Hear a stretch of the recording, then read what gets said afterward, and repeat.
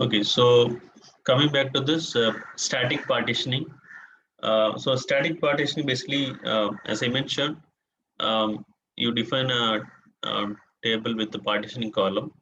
When you load data into the partitioning table, you should have a when you load the data, you should have a partitioning column value for which you are going to load the data.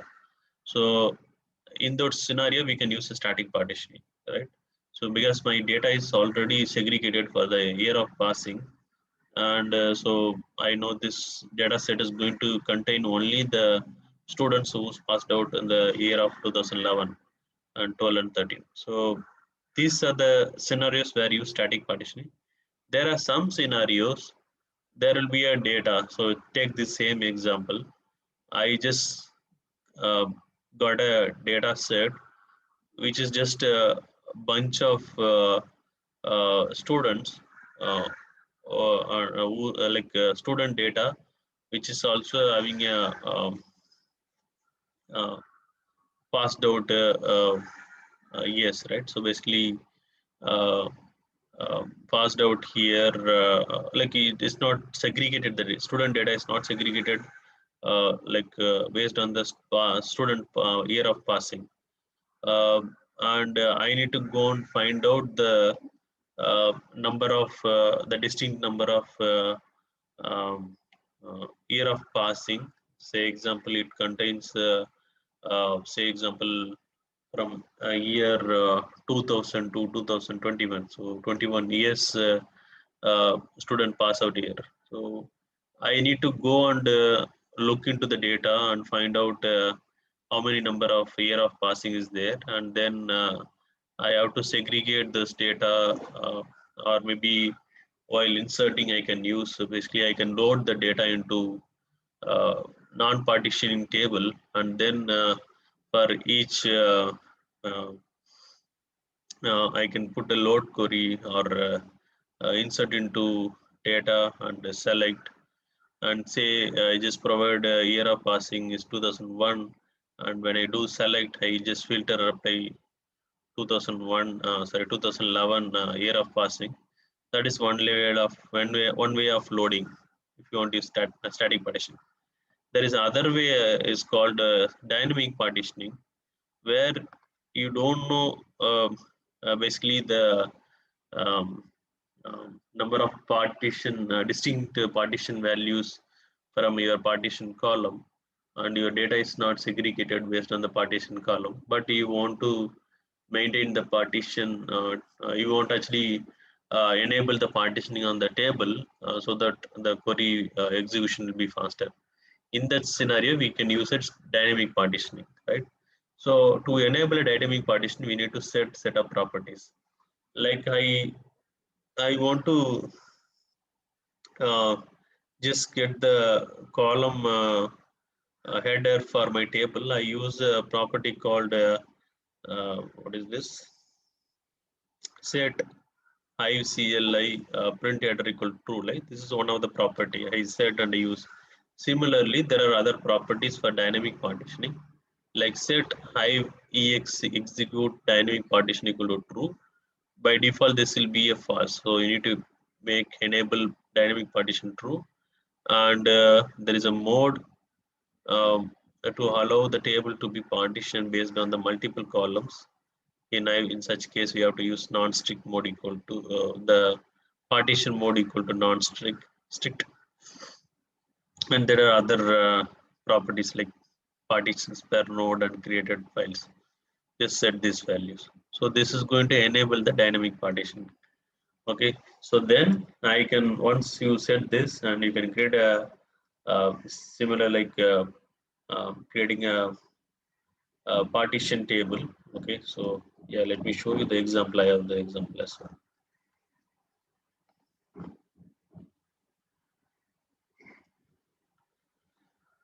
Okay, so this is another example for static partitioning, where uh, um, I have the data for departments, right? Just to have a account for this. Okay, employee topic. Okay. So I can create a partition on department column. Then I provide the partition. So for static partition, you need to specify the partition value. So I specify department A for I'm going to load the data which is related to department A. So I specify the partition value. And while writing the select query, I apply the filter A. So it is going to load only the department A related employees and put it into the table. So for the partition, so there will be a inside employee directory, there will be a subdirectory called department equal to A, and under that it is going to have the employees IDs whose department is A. Okay. Similarly, B and C. For dynamic partitioning, you are going to enable these properties, and as I mentioned, basically these tables, right? There are two way you can load this, right? So you load the data into non-partition table, the records from employee, right? And when you load into the partitioning table, so you need to go into say partition and department. You're not going to mention the partition value because you don't know basically the how many number of distinct values for your partition. And what you can do is you can apply the select class, and you can put partition column as a last column from your select class, and then just select from table. So what it is going to internally takes is if these properties are set, so it is going to consider this column as basically whatever you mentioned on your partition columns, right? Partition column department. It is going to take your column and to find out the distinct uh, distinct partition columns from this column. Sorry, distinct partition values from this partition column, and then accordingly it is create the partition. It is going to segment your data based on your partition values. So that is going to take automatically, which we do on static partitioning. Okay. So let us do the one example and see. So for employee,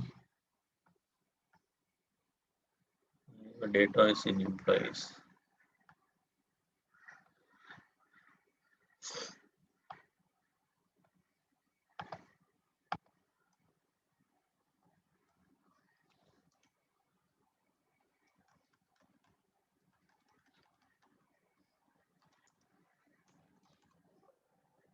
Save this.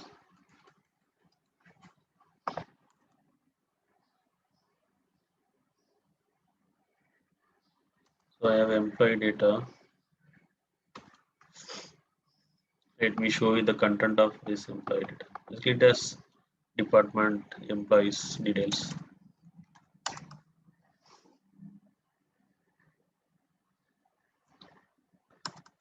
Okay, so these are the entire employee data. So the end last column is the department ID column, right? So I'm going to load this data into non-partition table. So I just create a simple um, um, so I'll just create a non-partition table of external table, right? You can use internal table also. You can just create an internal table and then load. Instead, I'm just doing a non-external, which is a partition external table, but it's a non-partition table. I'm creating it. Okay, just create this table. So if you look at here,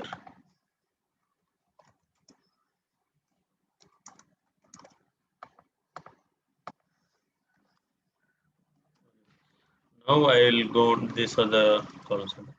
Now I'll go and create a Hive manage table, okay, which has partitioning. Okay, so I'll just create this table. I'll create a partition table where I go and specify the my partition uh, column as a department, right? You need to specify partition by, and department is a partition column. I create this table. Now I will go and check this in HDFS. Yes.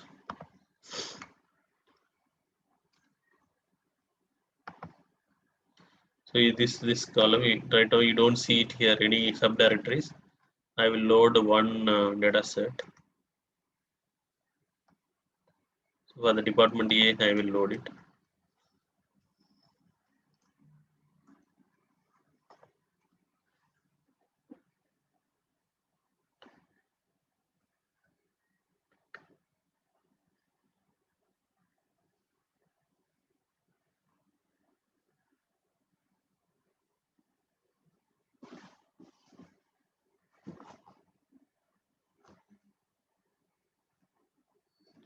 So specifically, you are specifying my partition values department A, and just pick the employee records for the department A. Okay. So now this is basically static partitioning.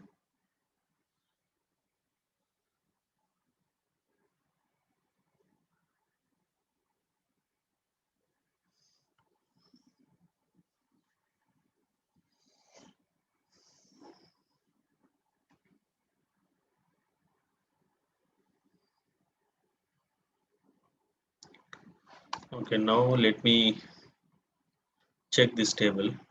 Records are there.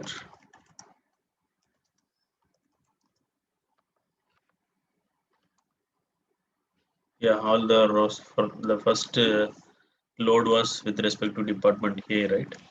Let me go and check the SDFS. So you see there is a subdirectory under your employee partition table, and it is going to hold your data with respect to the employee records of department A. So let me load for the another partition value, just B.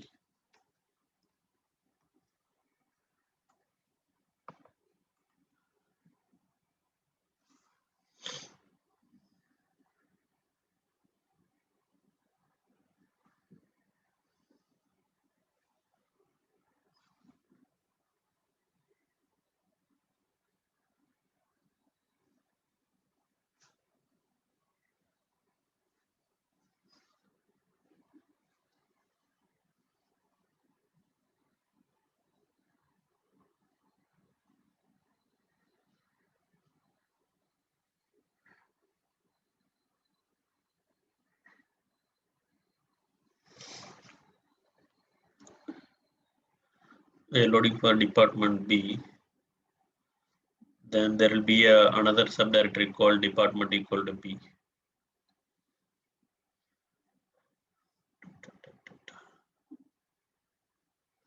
Okay, now let's see here. Right here.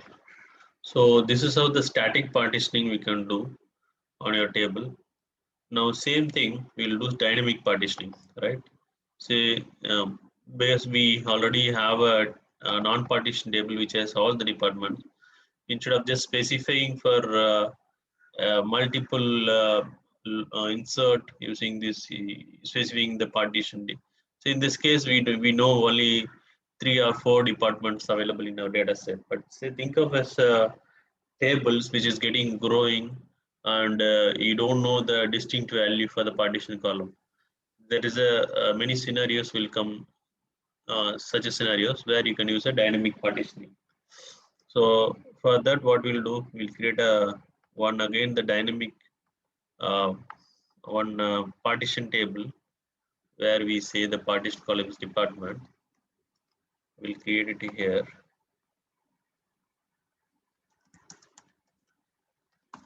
So this table we are using this for static partitioning. There is another table employee underscore dyn and partition table I'm using for dynamic partition. Yes.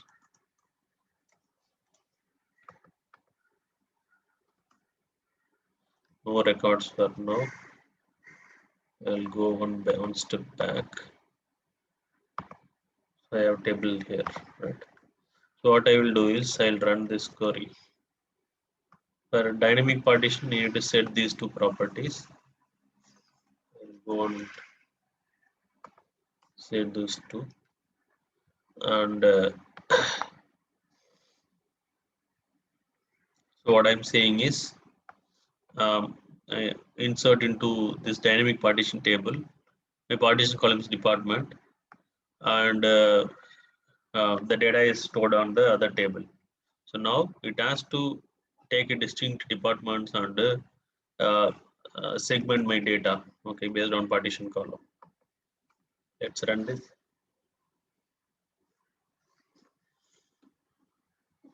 Okay, so this is all about the static and the dynamic partitioning in Hive. Okay, so probably, um, do you have any question on this? Anyway, we'll see this result of this query. You have any question on the manage table or external table or the static partitioning and dynamic partitioning?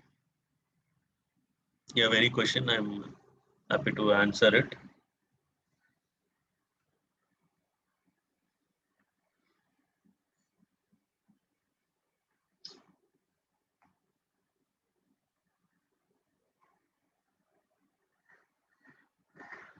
Okay, so it says loaded. Let me query that. Okay, data is loaded. Now let's go check. See, so I did not provide any partition value for my partition column. It automatically does did that. Okay. So this is how the static and dynamic partitioning works, and this is how you need to use it. And there is other concept called bucketing. Okay, and so till now what we saw basically uh, creating a table and then loading or inserting the data, right? So and update and delete was not supported initially when Hive was introduced.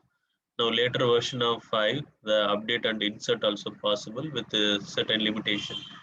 So we'll see tomorrow how update and delete we can do on Hive tables, and also we see the other concept which is partitioning. The bucketing concept, right? So with this, I'll wrap up today's session. Please let me know if you have any question before we wrap up, or we can close it if you don't have any questions.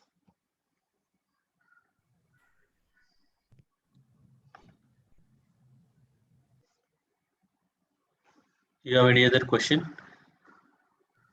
Uh, in general, so apart from this concept, if you have any other question on MapReduce or HDFS, right?